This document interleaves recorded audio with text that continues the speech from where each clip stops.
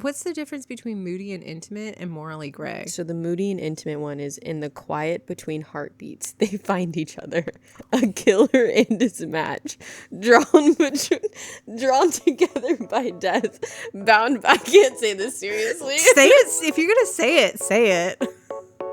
Say it with your chest.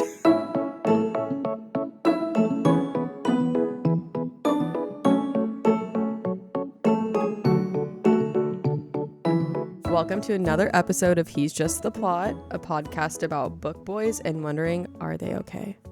Probably not. Probably not. Not this one. Are we okay? Absolutely not.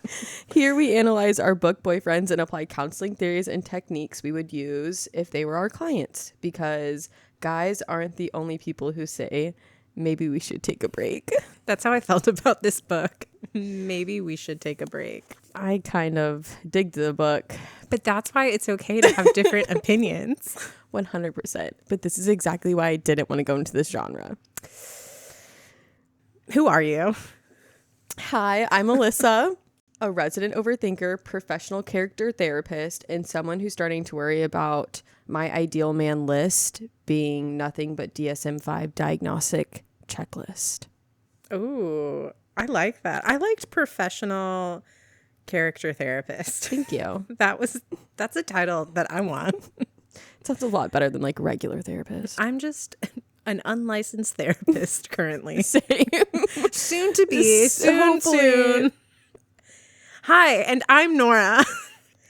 Equal parts romantic and realist, here to ask the hard-hitting questions like, is murder foreplay now? And should we be calling HR about the level of trauma bonding? They are good questions pertaining to this book. This is a lot of trauma bonding. So if you haven't guessed it already, today we're talking about the book Butcher and Blackbird by Brynne Weaver. Okay, it is Brynne. That's what I said. Were you thinking it might be Brynne? That's where I thought it. I couldn't. I don't know. There's a good chance that all of the things we say are pronounced wrong. Like, I honestly still don't know in Metal Slinger if it's Alaha or not. Me either. Or like if it's Jovi or maybe some other. And maybe it's not Acker. Maybe it's Acre. It could be Acre. Acre could be. Oh my God. Anyway, Butcher and Blackbird by Brynne Weaver from the Ruinous Love Trilogy. Love Trilogy. That's a hard word to say. Yes. It's 3 books, right? It's 3 books, yes. Because the next book's about the older brother, and then the third book's about the younger brother, right? Yeah, and I gotta say, the younger brother is very interesting with his carnival. Agreed. But before we get too far into this, we do want to warn you that there are spoilers ahead. There's going to be a lot of spoilers. So if you do want to read Butcher and Blackbird, I highly recommend that you come back when you finished. We'll still be here, ready to talk about this with you, because there's a lot here. Yeah, I would read the trigger warnings too. I would too. And I did. And then because I'm doing this for the podcast was like, kept reading. But moment of silence for those who need to tune off. And we're back. So to kind of give you an overview of this book, chef by day, serial killer by night, Rowan has met his match in Sloane. This morally gray pair set up an annual competition to die for. This murderously fun mayhem may leave one or both of them with a broken heart. So basically, these 2 serial killers find each other. They're like, let's compete. Let's see who can murder. This is why they're morally gray. And this is an interesting point. It's a debate. Because they're like, we only murder people who deserve to get murdered, like other murderers. And it's like an eye for an eye. Yeah, definitely an eye for an eye. So they find really terrible people, and then they're like, let's go have some fun. Which this is not my idea of fun. The book itself is very graphic, and I struggled with that. So if you like gore, this is the book for you. Yeah. But they end up falling in love, finding each other, feeling very special. Between fixing each other's broken bones, they also fixed each other's broken hearts. Yes. And our male lead is Rowan Kane, who's a Michelin-level chef / secret vigilante serial killer. So maybe some sublimation happening there. He's 33, which appropriate age, and they meet, well, for him. That's for him. I guess I think Sloane is actually... she's 25, no? Well, I think when they met, She was younger. She was like 22 or 23. This happens over the span of 4 years. So this is actually like a relatively I think it's a good timeline to fall in love with someone. Unhealthy characters, healthy timeline. And definitely friends. If you're a friends to lovers. This is for sure friends to lovers. This is for sure friends to lovers. There's some good pining. Love a good pine. Love a man that falls first. And hard. Like page 1 hard. He saw her and he was like, yes. Oh, okay. And we're in it. I would say the high point of the book is, for me, definitely the length of time it took them to get to the point where they were willing to be in a relationship.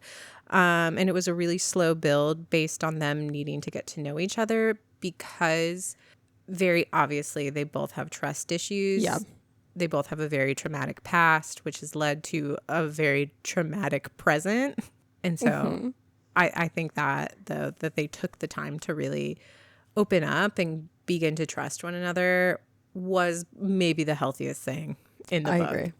I agree. I think that was my high point too, is just the timeline of it. I really enjoyed like watching them grow as friends and then that ability to like find more within that.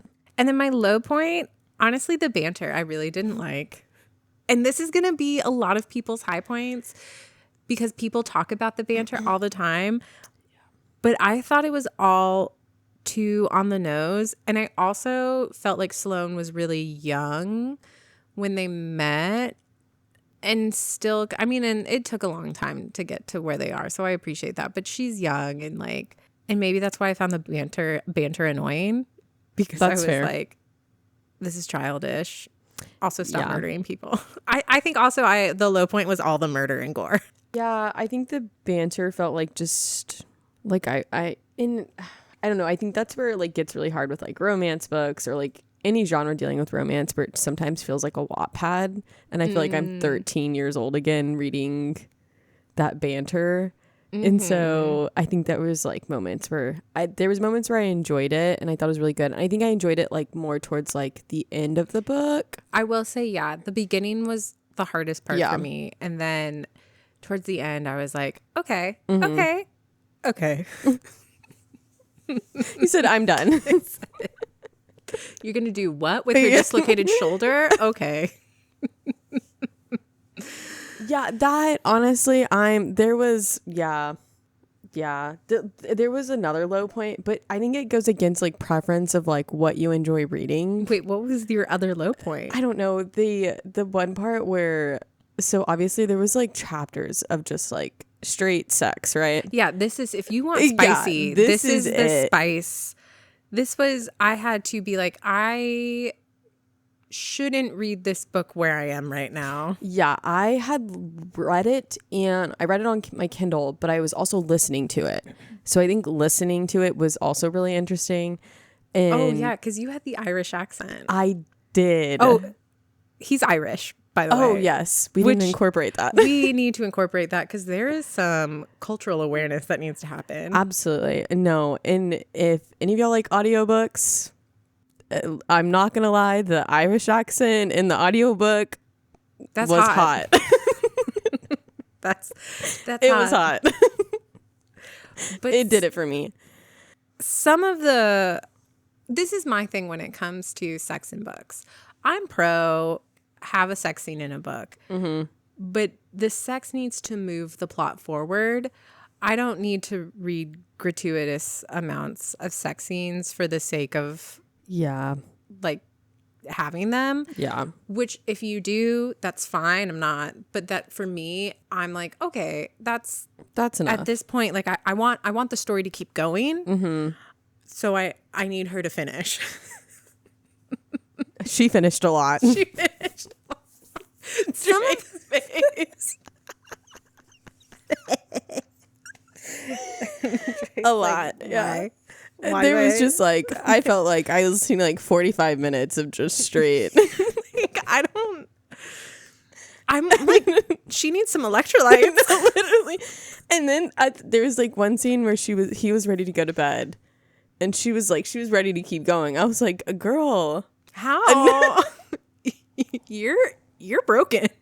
Not because you want, like, literally physically. I think like a lot of it too is like he wanted to fulfill her like fantasies that she had, and she had really interesting ones. But there was I think like one scene, or maybe it was more, I can't remember now. They did anal, and that's not, if that's your forte, good for you. I give props. It's not mine. We're not here to yuck others' yums, and like sex is super important, and how if you are two consenting adults, how you have sex is how you have sex, and that is for you. Yeah. So I think, but how they have sex is not for me. Yeah, that was the only thing that I was like, okay, no, I've got to skip that. But that's just because it's my personal preference. Like, I just don't like that.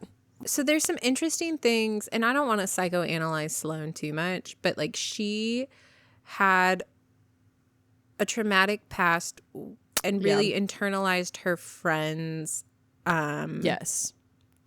sexual assault, which is terrible. And that's really what starts off her Vengeance.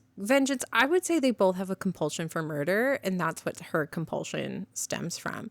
But then I think it also is internalized in her desires around sex, and also I think how she treats her body, because there's also a lot of piercings that were fine, acceptable. Love that for you. But I struggled with Sloane to see if they were, because she described them as armor, and they were in a very sensitive area. And so is there kind of this subconscious thing that's being acted out with having piercings there and thinking of them as armor, and also with her compulsion for killing stemming from a sexual assault. And so I think that also like the sex would have been fine if they were both mentally healthy people. Yeah. But I think because they were both mentally a little unstable, and I am comfortable saying that out loud because they're serial killers, which is not like a normal, that's not a normal behavior, that I question the way that they went about having sex, if that was healthy. Yeah, I agree. But I think it's also like figuring out like, is the piercings in a sense like a self-harm, or is it like a way to protect yourself? Because I think people outside of like what we study like don't realize like tattooing and piercings can be a way of like self-harm. So I was always raised like, don't get tattoos, don't get piercings, because they're a sign of like mental illness. And I don't necessarily agree with that, but it can be. Yeah. And it's always more nuanced than we want to give it credit for. And so I think with Sloane, yeah, that is a really good question and point. Like, is it a form of self-harm or like self-degradation in some way? Or is it because she actually like aesthetically wants this? And I don't think she knows the answer to that. Nor do I think she's had time to even get to that point of asking herself those questions, because she has bigger questions like, why do I enjoy murdering people? The same goes for Rowan. He also has such a tumultuous past with his father and his brothers, and the murder of his father is really what sets off his compulsion. So he would be a tough client, because also the Irish are notoriously difficult clients when it comes to mental health, and I don't want to get like a bunch of Irish people mad at me, but there are on the island, there's a lot more examples of like mental health issues that go unchecked. And I think today it's very different than like even 10 years ago. But when Rowan was living in Ireland, it would have been a much more conservative society that did not believe in mental health support. And it sounds like and he came from a really destructive home, and they did not believe in like separating the home. And so they were willing, like as a society or as a community for him to let him and his brothers stay in that type of environment that was really dangerous. Yeah. And so he took matters into his own hand with his older brother. And that's, vengeance gave him a sense of release that he now craves, and maybe a sense of control. And so I think as his counselor, we would have to go back to the family. But we would also work on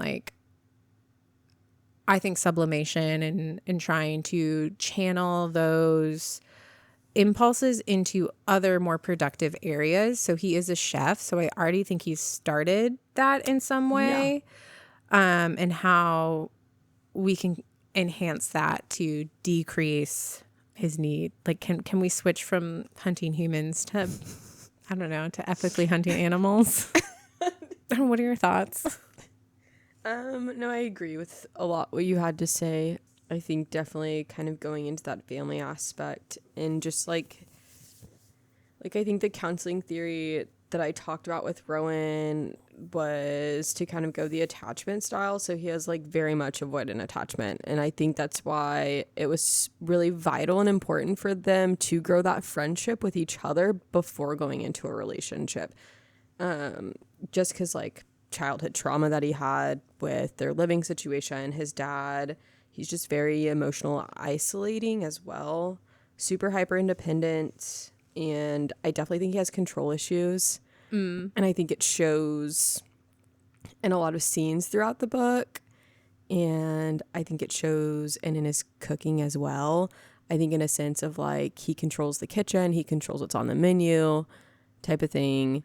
And so, but in a sense that could be considered a healthy coping way of you are in a space where you feel like you're in control and you are in control. But then it was kind of just really interesting to see that control when it came to Sloane. Mm-hmm. I think there's one part she was late to a restaurant and he had 5 minutes of freaking the fuck out. Yeah. And then she showed up. Mm-hmm. He's she's never late, blah, blah, blah. I don't know. He goes to catastrophize immediately. Mm-hmm. It's never, she's stuck in traffic, or there's this reasonable explanation. It's immediately the worst case scenario.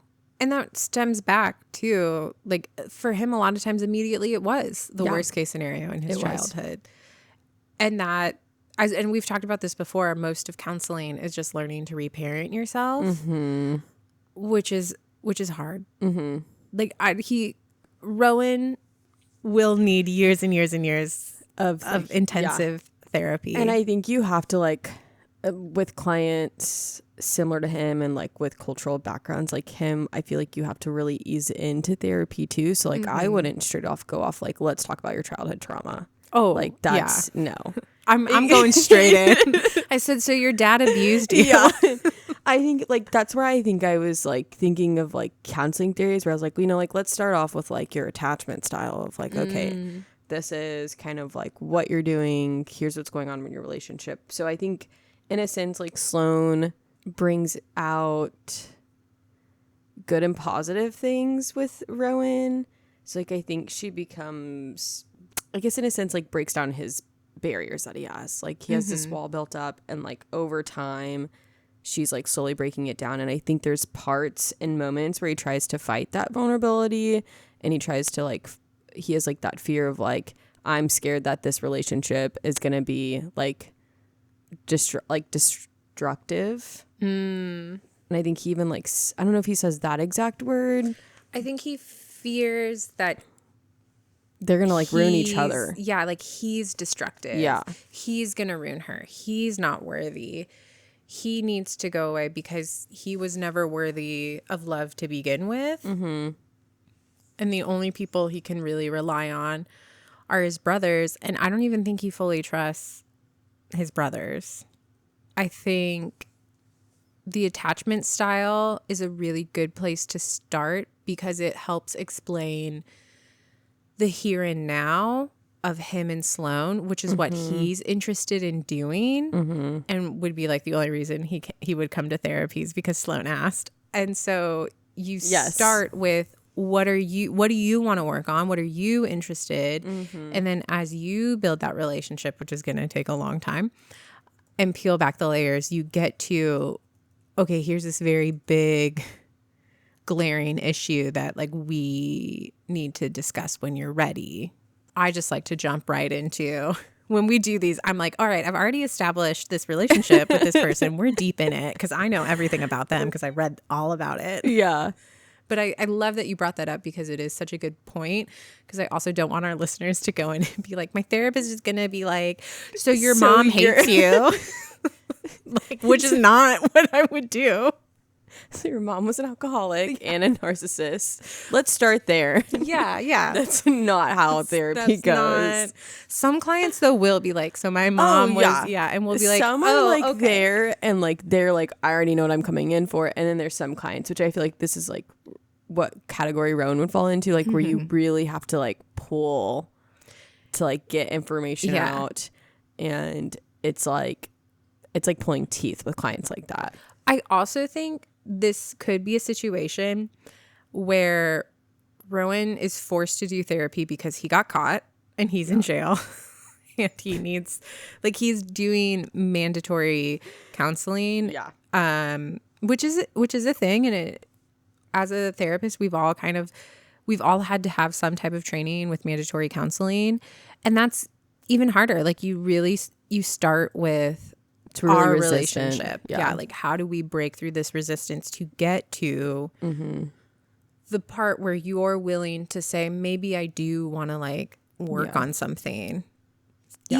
Even if it's like, I want to work on swearing less. Like for Rowan, that would be a huge goal. Like I'd be like, okay, yeah, that's a breakthrough, that you're willing to trust me to even admit that you have something to work on. Yeah, I agree. And I didn't even talk about the definition of avoidant attachment theory, so I looked it up. Okay, perfect. Yes. So avoidant attachment theory is it describes a pattern of insecure attachment characterized by difficulty forming close and intimate relationships. So individuals with an avoidant attachment style tend to avoid emotional closeness. They really prioritize independence and they minimize the importance of relationships.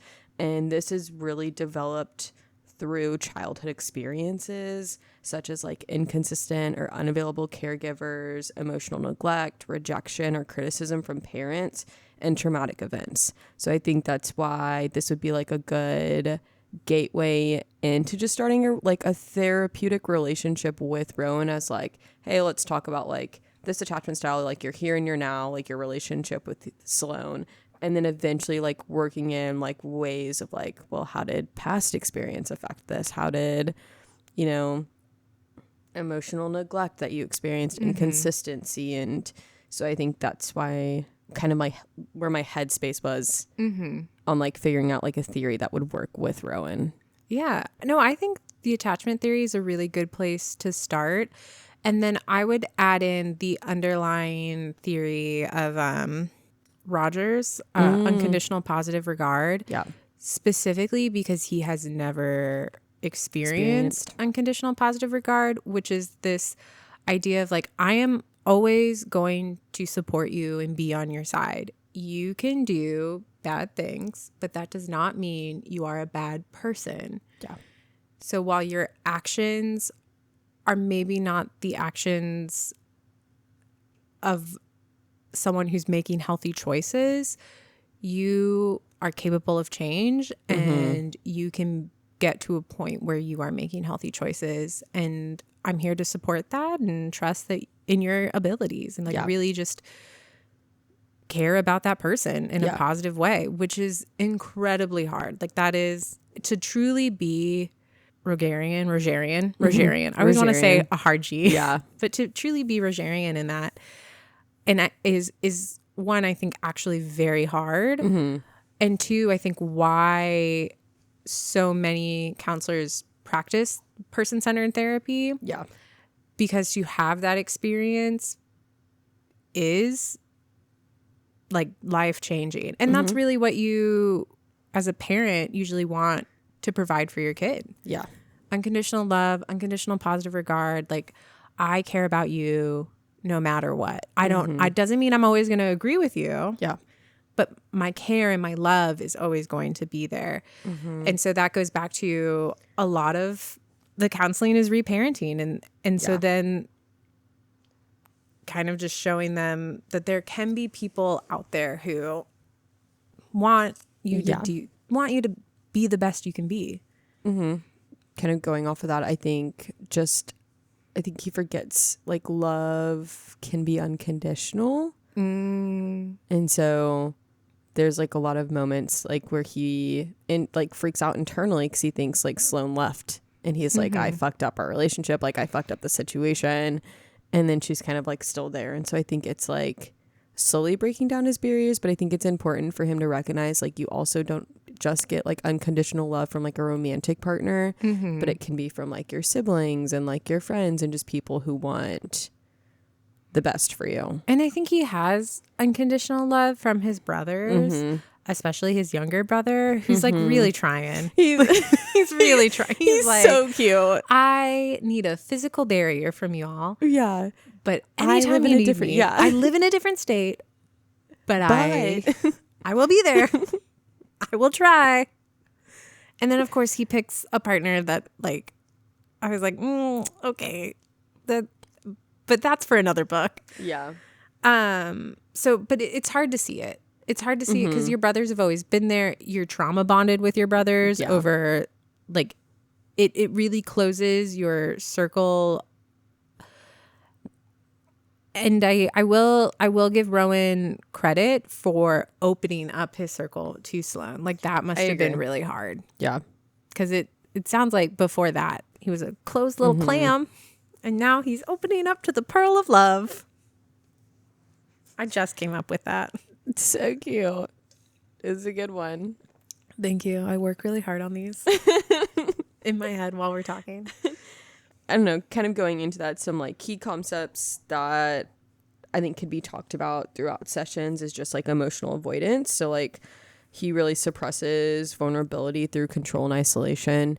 And so I think they're like, to me at the beginning when like they were only meeting up once a year, I was just like, this is so interesting. Because like you could tell like they want more, but that they're like, I can't give too much though. I think also they didn't trust the other person to want more. Yeah. I think they're both avoidant. Yes. Oh, for like, sure. Avoidant. So they're just never like, a good match. Avoidant, insecure. Oh, let's run away. Let's just murder someone and run away. That's what they did every time. That's what they did every time. Except that one time.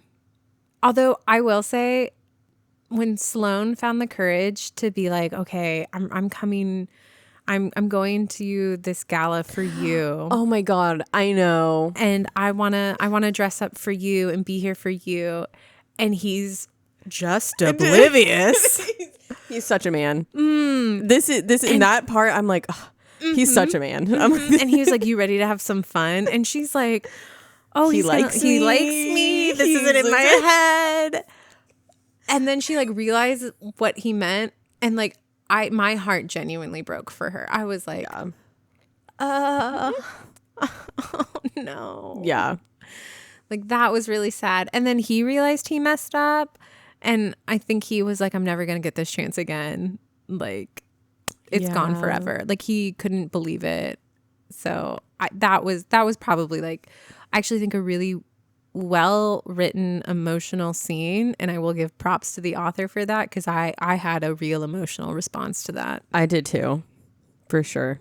I think it was, I really felt her emotions in that of just kind of like, she had like this fear of rejection And then it came true. And then it came but true, like, yeah. Not because he not 'cause wanted he- it yeah. to come true, but because he's a bit he's oblivious. Like, he didn't He's a believe it man. was happening. Like, he couldn't believe that she liked him, that someone Would so want more. perfect existed for, and like he could have it. And then she was like, obviously he would never want me. Here are all these other girls and his life is here and we're just friends. And then when he realized it, and like that they waited a whole nother year to see each other, and then when she went to the restaurant, Dude. oh my god, when she went to the restaurant, and then when she found the tattoo. Honestly, the There tattoo were parts part, in this book. yeah. No, and Nora didn't like it. I liked it. Yeah, give this book more. Alyssa, you were over here like, this is why I can't read these books, because I love them. And I'm over here like, this is a bit gory. I told Nora, I was like, halfway through this book, she had texted, she's like, I'm just having like a really hard time with this. And I was like, oh my God, like, yeah, same. I knew you were lying too. Time. Just admit, you don't have to have the same opinions as me. It's not even that. It's just like, a dark romance definitely gets a bad rep, right? I give it a bad rep in the sense of like, sometimes there are like lines that get crossed. I think with dark romance, I mean, there were lines that were crossed in this book, for sure. Exactly. And so I think it's hard, and I think it's hard like as like someone in my field to like read some of these books. So I'm like, I shouldn't be enjoying some of these books. Does that make sense? I think it makes sense, but I think that goes back to sublimation. Yeah. Where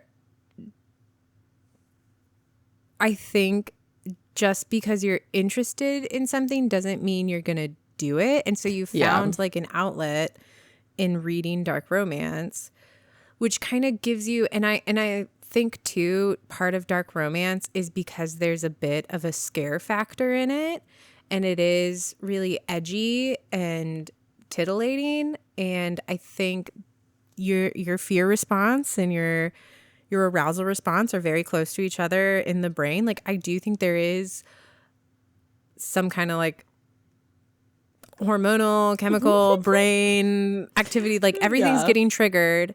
And so of course, like, it's interesting. And if you like it, that doesn't mean you're out here like, yeah, I want to go murder people. It just means like these characters hit a spot for you. Yeah.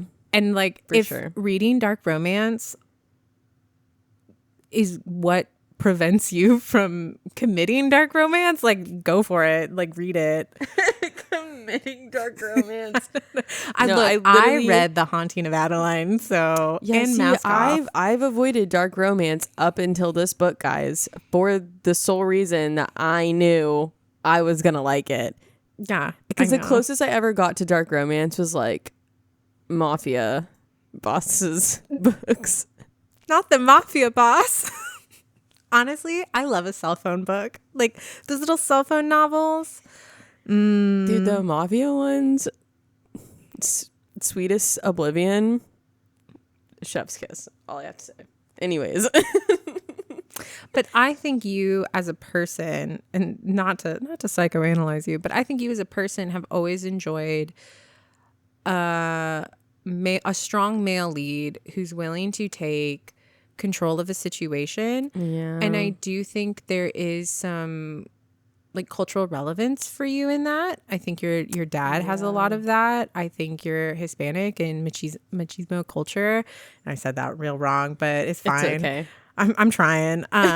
Is a thing. And I think for you, like, there has been a value of strength and leadership, like strength equals leadership, and you want a leader.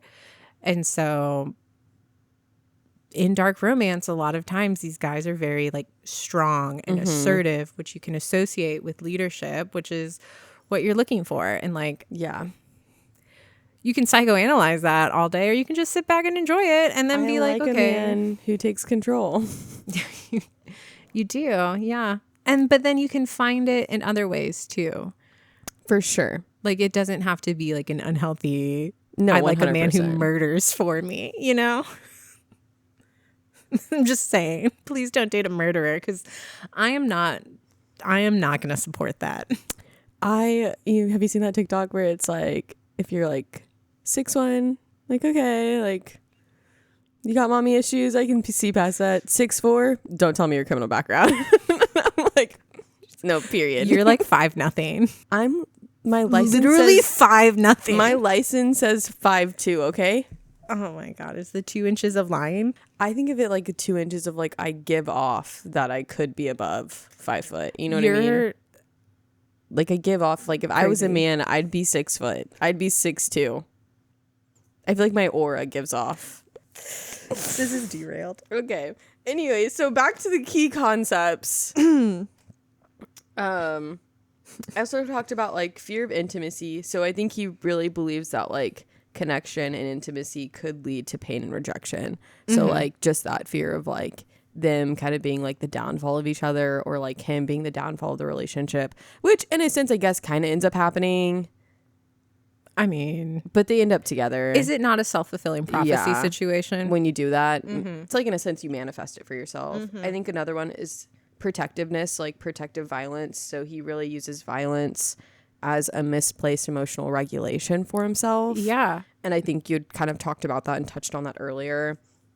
So if like I eliminate the threat, I stay safe. And so I think in a sense that's kind of like where if I kill all these bad people, then I keep me and the people I care about closest to me safe. I also think though, it's not just like a physical threat or this like it's also an existential threat of any emotion.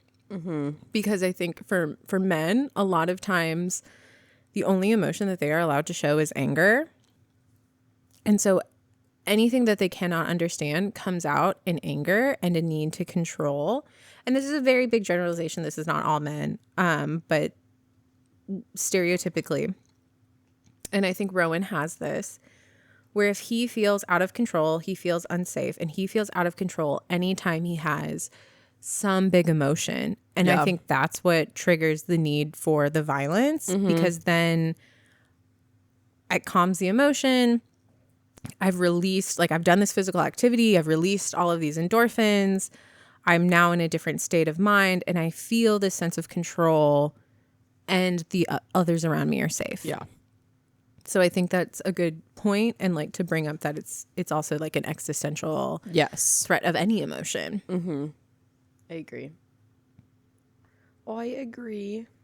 So I think some of like the main topics that could be discussed is like trust and control. So like how Rowan equates like love with danger, and then needing to control that feeling of safety. And so I think again that's why the timeline is the way that it is, of just like really building up that trust within them. But then I think there's like a lot of like once they are together, she moves to Boston, and like, which was quick. That like once they decided to be in a relationship, it moved very fast. Yes. Which is not. But I think that's a sense of control again. It was all about control. She was questioning when his brother was like, do you have someone that can help you? And Rowan was like, me. And then she's like, oh, you're going to go back to North Carolina with me. And he was like, no, I'm going to take you home. You're coming to Boston. Yeah. Which I was like, that's a huge red flag for me. I was getting, like, I was angry at the whole shoulders thing, because I was also like, bro, her shoulder is not fixed. What are you doing? Because then I had 20 pages of... It was rough sex. Rough sex that I was like, this woman's injured. She literally has like a boot stamp on her head. Like... I forgot about that. Because she cried over it, which I think was part of her... and I hate using this word, but she's young and like immaturity about it. Like that she was so upset that she... looked ugly. Oh yeah. And I didn't like how he was describing how beautiful he thought her bruises were, because I think that was misplaced, and I think that could easily have gone down a much darker route. And then I think if he really wanted to protect her, he would not have aggressively slept with her while she was injured. That way. And I think if he really wanted to be with her, he would have had a conversation of, I can't uproot my life, but how would you feel about coming to Boston? Yeah. Instead of just making that decision. Yeah. And I know that Sloane really likes also someone who like makes decisions and has control, because I think for a lot of time, a lot of her life, she's felt like she's out of control. And I think there is something nice about giving up that release, or releasing that control to someone and letting someone else make decisions for you, because then you don't have to, like, you live with the consequences, but somehow it's just not the same as if you made the decisions and had to live with the consequences. And so I think she appreciated that, but you can see later on like how that's not the foundation you set a relationship up on. And I think too, it's a sense of like, not even in just like books, so a lot of women experience where we are in that sense of like, not everyone gets married really young anymore, and you know, women are single a lot longer, and so like you're in this constant like, I'm independent and I'm constantly doing things on my own, making my own decisions. And so for like someone to come in and like, no, I'm gonna make this decision for you, and you're like, oh, okay, no, I can go back to like, I don't have to do that, or like, I don't have to make that decision for me, someone else will. I can revert, and it honestly feels parental. And when you don't have the background to be a healthy adult, it can feel cathartic. And so I do think there is that catharsis in letting someone make decisions for you, because she was an orphan. She never even had the opportunity. But at a certain point, like you need to be autonomous and responsible. And you can't control people, and you can't ask people to control you. I agree. Okay, so what are some goals that you would have? I'd really like to explore his like moral code, like his justification, like exploring his belief that like bad people deserve bad endings, and untangling like justice from vengeance, because I think he really loses like what those mean and what they actually are to justify what he does, as like he's doing like what needs to happen in society. Yeah. Does that make sense? No, I think that's a really interesting point. And I think that's something that he would talk about and willingly talk about. And I love that you have really focused on that, because I do go straight to the like, I think these are the major issues that need to get worked on. I go right in for the kill. You have childhood trauma. Let's talk about it. Your parents suck. Tell me more. You killed your dad. Let's talk. Oh, yeah. So like, the tell murder. Me, like, when did you start feeling like you wanted to kill your dad? Where did it start? How long did you and your brother come up with that plan? Maybe I should be a police officer instead of a therapist. Should definitely be a detective. Yes. Except I don't know directions. Yeah, that's for sure. Okay. So my goals, I would want to work on like the anger and control issues, and like identifying, and when I say anger, identifying emotions that aren't anger, and like really basic stuff like I am sad, not angry. Yeah. Because anger is usually a secondary emotion. And then I would want to work to increase his sublimation. So finding other channels that can be used for quelling the like killing impulse. Yeah. So can we dial it back, and like, you're already a chef, but can you hunt for the meat that you put on other people's tables, so that you get this like full circle thing, and you get to make people feel safe and welcomed and warm and you get full control over everyone in your restaurant, from like how where you sourced your goods to how they're served and presented. This is my, I can't come up with a solution for people unless they're imaginary. Yeah. As your therapist, I would make you do this yourself. I'd be like, what are some other things you could do? As a therapist, we would collaborate with our clients on what their goals would be. Absolutely. Collaborate's a better word. I would be like, figure it out. I would. It's You're a gonna be like, you're a bad collaboration. therapist. I like how you go to like, instead of killing people, you should hunt animals. I'm like, I know. I felt weird about that too, because a lot of initial signs of psychopathy are like harm to animals. yeah, But I think because he's a chef yeah, and he has the control issues, that it's not just like hunting for fun. It's hunting with a purpose, which I do think hunting with a purpose is ethical. Like if you're going to hunt, you in my opinion, you need to eat the meat. I love doing that. Yeah, no, like when Drake. That sounds weird. Sorry. No. We live in Texas. We live in Texas. But like when Drake hunts, we eat the deer, and it's good, and it honestly saves us money. And it's not like I'm out there. Like there's seasons, there's permits, there's a lot of regulations around it, and it's all for the purpose of like sustaining yourself, and all of the parts get used. And I think, that's just kind of part of life. Mm-hmm. So, and I think for him, like there is a genuine use for it. Yeah. So that was kind of my thought process. Not like go out and be cruel to animals, because obviously I don't endorse that. No. I knew what you meant. But for our listeners, I'm like, she's like, girl. no, I was like, well, like I go hunting, and like a lot of people do. So I'm like, wait, am I a serial killer? No. No, I know. I'm overthinking You're this a serial animal killer. You're like, it's not fun. Like it's meant for a purpose. And I'm like, well, I really like to think of it as a purpose. Like if we're there is a purpose. Yeah, but if it's we're fun. doing it, even for fishing, like if I go fishing, which I don't You go fishing? Yeah, I go fishing every now and then.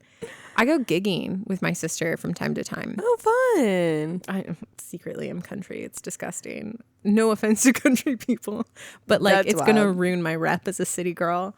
Yeah. But yeah, if I go fishing or hunting, it's very small, and I make a point of like I have to use these these animals, the byproduct of these animals, in as much as possible. Yeah. For sure. But I also think that keeps you really connected with your food sources, which I think we often aren't, and can lead to more inhumane treatment. Yeah. So I get it. definitely not anti-hunting over here, though. No. I like, don't cancel us for saying that. That we are for hunting.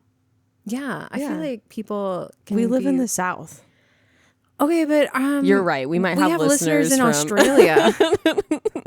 So, although I think Australians are like, we hunt. For sure. We have to survive. Dude, have you never mind. That's off topic. I'm not going to get into that. Anyways. My second goal that I would also want to work on with him as my client is like talking about vulnerability and like allowing connection without like guilt or self-punishment. So I think that'd be really important. I think especially like to further help's not the right word, but I guess like be helpful with his relationship with Sloan on like in this midst of like chaos. Like, yes, y'all are both serial killers, but like you can kind of find a sense of normalcy within your relationship. So like how can we do that? Like through like vulnerability and like being connected to someone else. Yeah. I think too, like also finding relationships outside of like his brother and Sloan would be really helpful. Just like finding like genuine friendship connections. But again, that's hard when you're a serial killer. So. Yeah, because you have to keep a big secret. Yeah. So almost in a sense, like maybe you're not really being able to be authentically yourself with someone. But Sloane's friend, maybe. Yeah. Lark. Yeah, Her book's the next book, right? I think so. It's with the older brother. Yeah, I might read it. The older brother. Wait, he's Irish too. I'm They're gonna all listen Irish. to it. Their brother. I want to know. Then he has to have a hot. I wonder if it's the same person that does the older brother. You really liked this audiobook. Dude, it was... Would you give the audiobook a different flag rating from the like physical book and just reading it? Flag rating, no. Enjoyment out of it, yes. So like reading the physical, I didn't even read the physical book. Reading it on my Kindle, I think it was harder for me. Whereas in like, I think listening and the Audible was a little bit more like there was more enjoyment with it. So like their kind of like back and forth was in their voices, and the Irish accent was there, and it was really hot. Maybe the banter would sound better live. I think the banter sounded better through audio. Okay, because I'm just reading it, I was like, oh my God. Yeah, no, to me the banter sounded better through audio. So I enjoyed in this book, I enjoyed the audio more than I enjoyed like physically reading it. Okay. So I think we're at the point in the podcast where we can officially make our decision. Is he hot or is it trauma? I'm going to let you start because I know you're going to have an unhinged answer. No, it's definitely,